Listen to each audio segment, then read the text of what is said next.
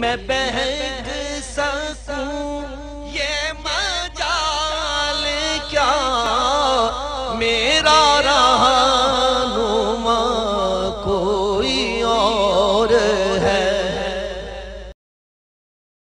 ایمان حدیث نمبر 1 حضرت فاروق اعظم رضی اللہ تعالیٰ عنہ روایت کرتے ہیں، فرمایا کہ ایک دن ہم رسول پاک صلی اللہ علیہ وآلہ وسلم کی خدمت میں بیٹھے ہوئے تھے کہ اچانک ایک شخص آیا۔ The Bluetooth device is ready to pair. ایک شخص آیا جس کا لباس انتہائی سفید تھا اور بال گہرے سے آتے۔ اس شخص کی حالت سے آثار سفر ظاہر نہیں ہوتے تھے۔ صحابہ کرام بیٹھے ہوئے تھے، وہ شخص مسجد نبوی میں آیا اور حدیث کے لفظ ہے حتی جلس الی النبی صلی اللہ علیہ وآلہ وسلم فاسند رکبتیہ الی رکبتیہ ووضع کفیہ علی فخذیہ۔ کہتے ہیں اور ہم میں سے ہر شخص کے لیے وہ اجنبی تھا، جتنے بھی مجلس والے بیٹھے تھے ان میں سے کسی نے دیکھا نہیں تھا اس کو پہلے۔ وہ آ کر حضور علیہ السلام کے سامنے دو زانوں اتحیات میں جیسے بیٹھتے ہیں، وہ آ کر حضور علیہ السلام کے سامنے اتحیات میں بیٹھتے۔ اس نے اچھا بیٹھا کیسے؟ آقا علیہ السلام بیٹھے تھے تو آ کے اتحیات میں بیٹھ کر اپنے گھٹنے حضور علیہ السلام کے گھٹنوں سے جوڑ دیے۔ اس نے اپنے گھٹنوں کو حضور علیہ السلام کے گھٹنوں کے ساتھ ملایا اور اپنی ہتھیلیاں اپنے رانوں پہ رکھ لی، یعنی حضور علیہ السلام کے سامنے اس طرح بیٹھا جیسے شاگرد اپنے استاد کے سامنے بہادر بیٹھا۔ اب کر کے دکھاؤ، یہ اس انداز میں اتحیات میں ایسے بیٹھتے ہیں، تو اس طریقے سے آ کر وہ ہاتھ رکھ کے بیٹھ گئے۔ اب اس پہ بحث ہے کہ وہ ہاتھ اپنے گھٹنوں پہ رکھ کے بیٹھ گیا یا آ کر اتحیات میں بیٹھ کر گھٹنوں کے حضور علیہ السلام کے گھٹنوں پہ ہاتھ رکھ دیا۔ لہٰذا ائمہ کرام نے جب اس حدیث پاک کو بیان کیا ہے تو دونوں معنی بیان کیے انہوں نے کہا کہ ہاں اس حدیث کا ایک معنی ہے وہ آیا اتحیات میں بیٹھا اور بیٹھ کر اس نے اپنے ہاتھ گھٹنوں پہ رکھ لیے، ٹھیک ہے۔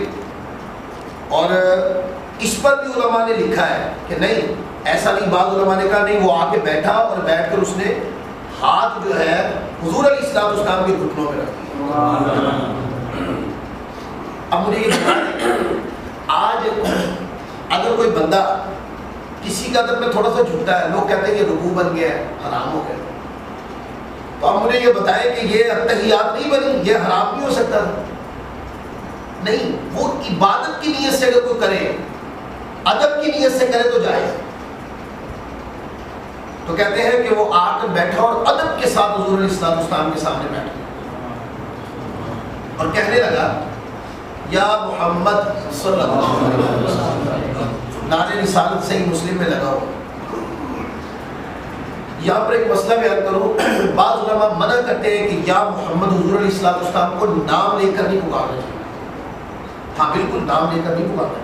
پھر آپ کہیں کہ اس حدیث میں یا محمد کیوں آیا ہوا ہے؟ یا رسول اللہ، یا نبی اللہ، یا نور اللہ، یا شفیع المذنبین، یہ کیوں نہیں آیا؟ ہاں آقا علیہ السلام کا نام حضور علیہ السلام کا نام بھی ہے، آقا علیہ السلام کی صفت بھی ہے۔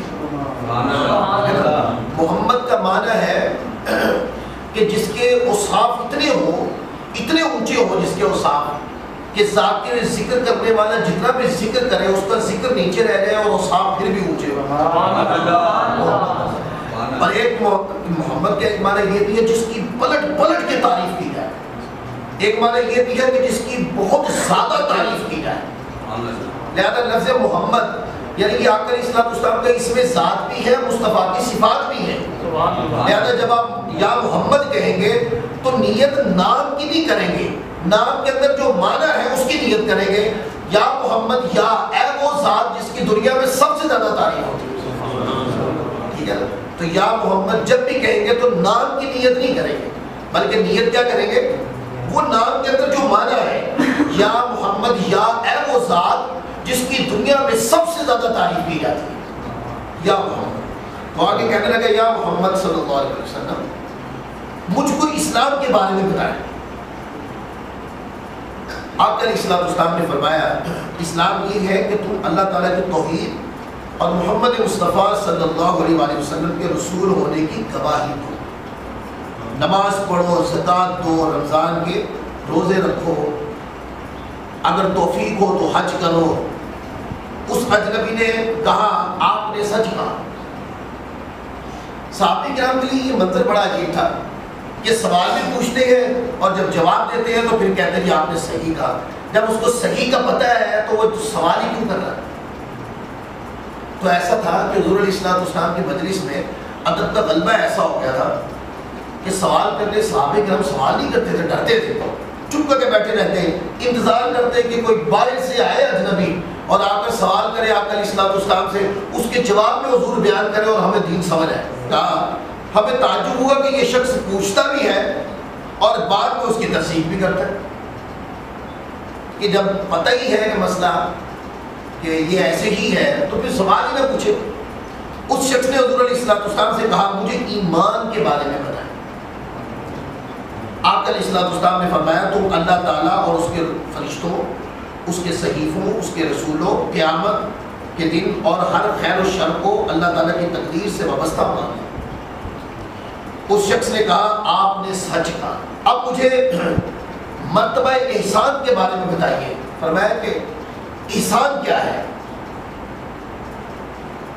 تو حضور علیہ السلام نے فرمایا تم اللہ تعالیٰ کی عبادت اس حال میں کرو گویا کہ تم اللہ تعالیٰ کو دیکھ رہے ہو. احسان گویا کہ تم اللہ تعالیٰ کو دیکھ رہے ہو. اور اگر تم اس حال کو نہ پا سکو تو اللہ تعالیٰ تو تم کو یقیناً دیکھ رہا ہے. یہ احسان، یعنی کہ انہوں نے کہا کہ احسان کا معنی یہ کہ جب اللہ کی بارگاہ میں کھڑے ہو تو تم اس سطح تک پہنچے ہو کہ اللہ تعالیٰ کے انوار و تجلیات کے اندر ایسی مستغرق ہو کہ تمہیں دنیا کی پرواہ نہ ہو. اور اگر اللہ تعالیٰ کے انوار و تجلیات میں اس کی عبادت میں اتنا کھب کے عبادت نہ کر پاؤ کہ جیسے تم ان کو دیکھ رہے ہو تو پھر یہ جانو کہ خدا تمہیں دیکھ رہا ہے. یہ چیز بھی تمہاری عبادت میں لذت پیدا کر دے گی. پھر وہ آگے کہتے ہیں کہ اس نے کہا، پھر آگے کہا کہ مجھے قیامت کے بارے میں بتائیے. آپ نے فرمایا اس کے بارے میں جواب دینے والا سوال کرنے والے سے زیادہ جاننے والا نہیں ہے. اب اس کا معنی یہ ہوگا کہ وہ شخص کون تھا؟ آقا علیہ السلام اس کو جانتے ہیں.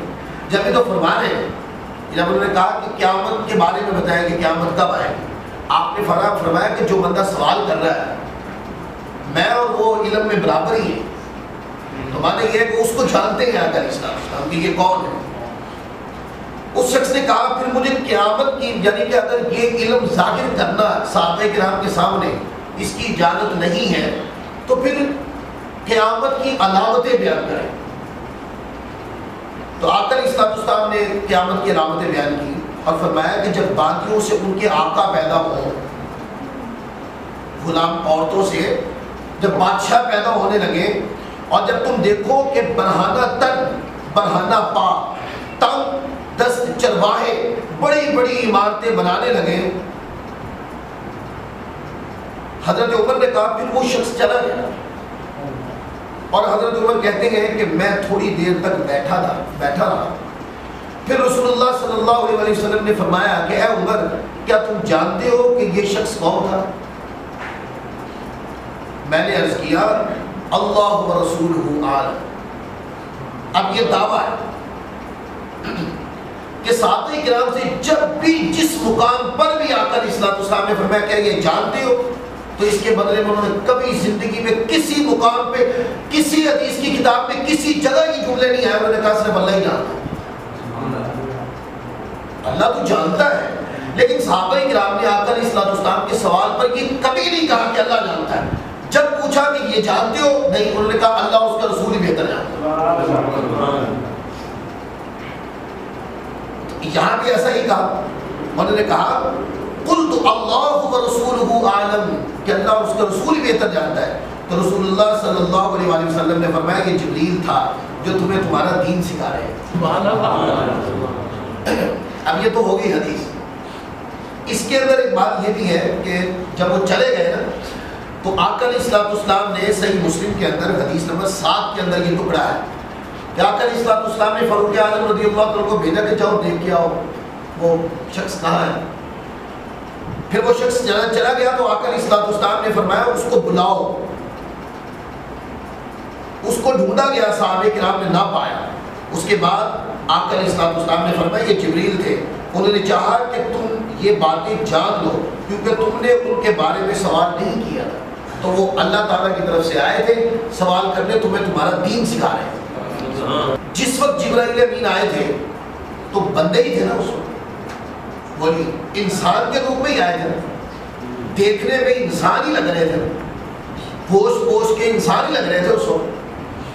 تو عقیدے کے بعد ایک بحث چھڑی جاتی ہے، وہ کہتی ہے جہاں نورانیت ہو وہاں بشریت نہیں ہوتی، اور جہاں بشریت ہو وہاں نورانیت نہیں آ سکتی. یہ بحث چھڑی جاتی ہے. اب انہیں بتایا جبرائیل امین نور ہے کہ یہ میں حدیث سے بات کھول کے صحیح مسلم میرے سامنے پڑھی ہے، اگرچہ قرآن مجید سے دلائل الگ ہے تو جبرائیل امین نور ہے کہ نہیں؟ نور ہے.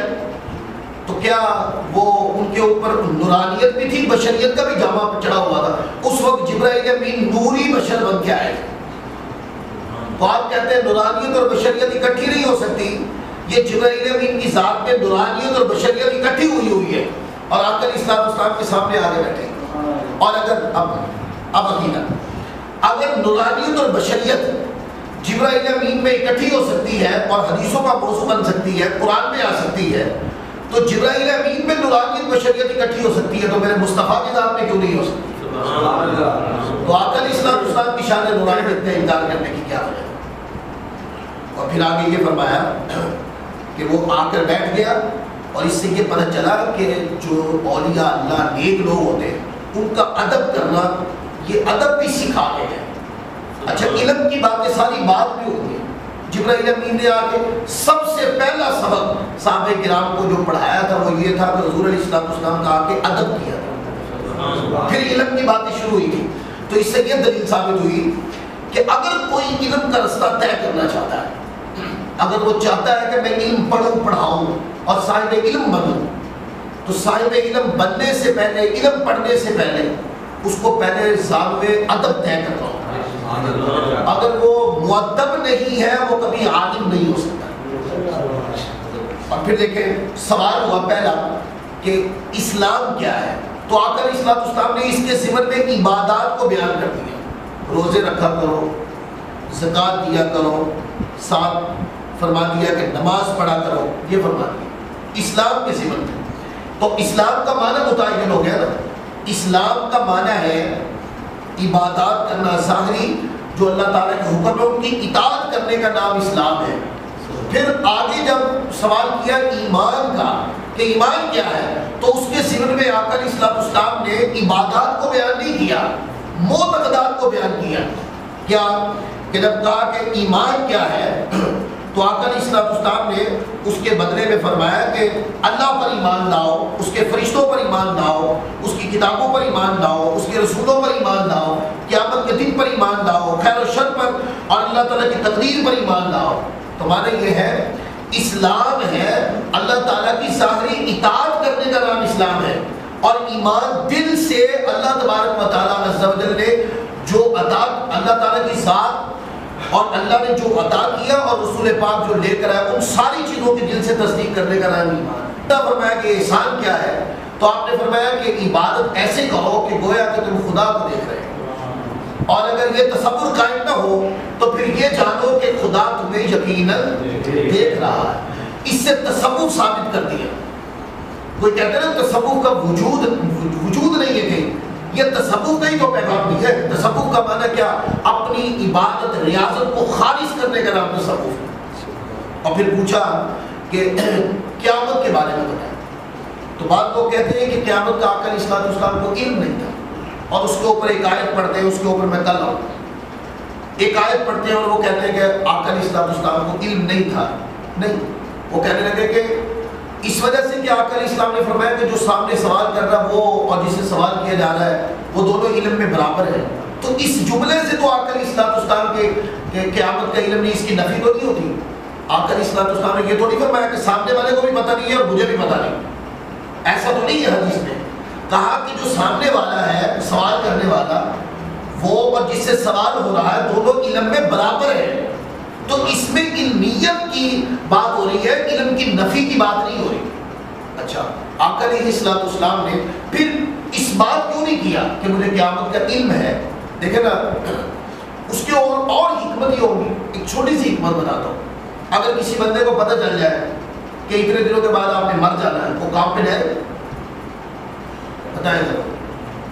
ابھی تو موت کی بات ہو رہی، قیامت اس سے بڑی بات ہے.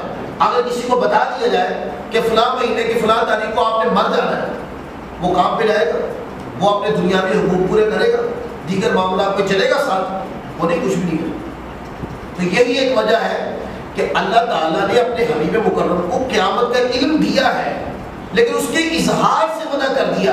کیا پیاری، اس کا اظہار ظاہری عبادات کا نام ہے.